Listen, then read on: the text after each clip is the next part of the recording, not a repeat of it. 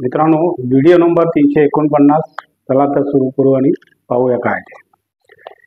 आजचा विषय मित्रांनो, उन्हाळ्यात जास्त प्रमाणात आईस्क्रीम खाणे जड जाऊ शकते. कसं ते बघूया.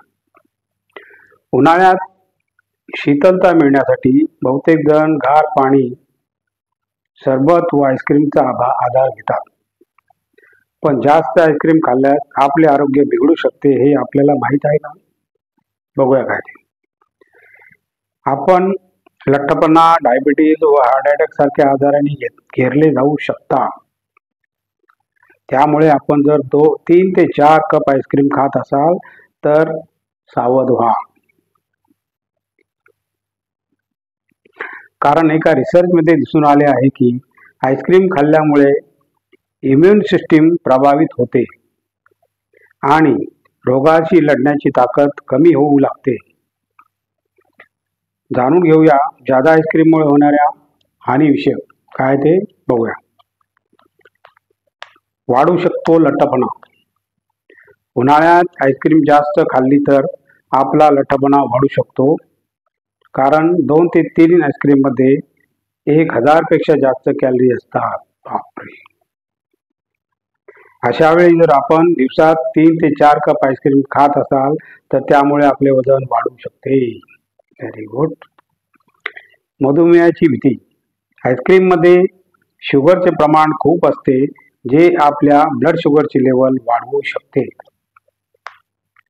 ज्यामुळे डायबिटीज होण्याची भीती राहते. तशी ज्यांच्यात ब्लड शुगर लेवल कमी असते त्यांच्यासाठी मर्यादित प्रमाणात आईस्क्रीम खाणे फायदेशीर असते. पुढे बघूया मित्रांनो. हार्ट अटॅकचा धोका. काय ते बघूया. एका रिसर्चवरून कळले आहे की व्हॅनिला आईस्क्रीमच्या कपात सॅच्युरेटेड फॅट्स आणि 28 ग्रॅम साखर असते. रोज एक आईस्क्रीम खाल्ल्यामुळे शरीरात ट्रायग्लिसराइड्स आणि कोलेस्ट्रॉल लेवल वाढते. अशातच जर आपण दिवसात 3 ते 4 कप आईस्क्रीम खात असाल तर हृदयासंबंधित आजार होण्याचा धोका वाढत जातो. बापरे. इम्युनिटी कमजोर होते. काय ते बघा. आईस्क्रीम एकीकडे शीतलता देत असते तर दुसरीकडे घशात खवखव आणि खोकला पडण्याची शक्यताही उद्भवत असते. बापरे. अशा वेळी कित्येक आणि इतर आजारही शरीरात घर करू शकतात. त्यामुळे इम्युन सिस्टीमवर परिणाम होतो. आता आणखीन एक मुद्दा बघूया मित्रांनो. अनेक आजार समूळ नष्ट करणारी काळी मिरी. काळी मिरी काय ते बघूया. काळी मिरी जेवणाचा स्वाद वाढवते. शिवाय अनेक गोष्टींसाठी ती फायदेशीर आहे. बरोबर आहे. काळी मिरी अनेक आजार समूळ नष्ट करण्याचेही काम करते. जर आपण औषध घेत असाल तर औषधाचा प्रभाव वाढवण्यासही उपयोगी पडते. काळी मिरीत कॅल्शियम, फॉस्फेट्स आणि आयर्न असे महत्त्वाचे घटक आहेत. हे आपल्या शरीरासाठी महत्त्वाचे पौष्टिक घटक आहेत. Very good. लिंबू पाण्यासोबत काळे मीठ, ओवा आणि काळी मिरी मिसळून प्यायल्यास पचनतंत्र खूप मजबूत होते. Very good. काळी मिरी खोकल्यातही खूपच लाभदायक असते. काळी मिरी आणि तूप मिसळून जेवणानंतर खाल्ल्यास खोकला जातो. Very good. कोमट पाण्यासोबत काळी मिरी खाल्ल्यास घसा बसला असेल तर बरा होऊ शकतो.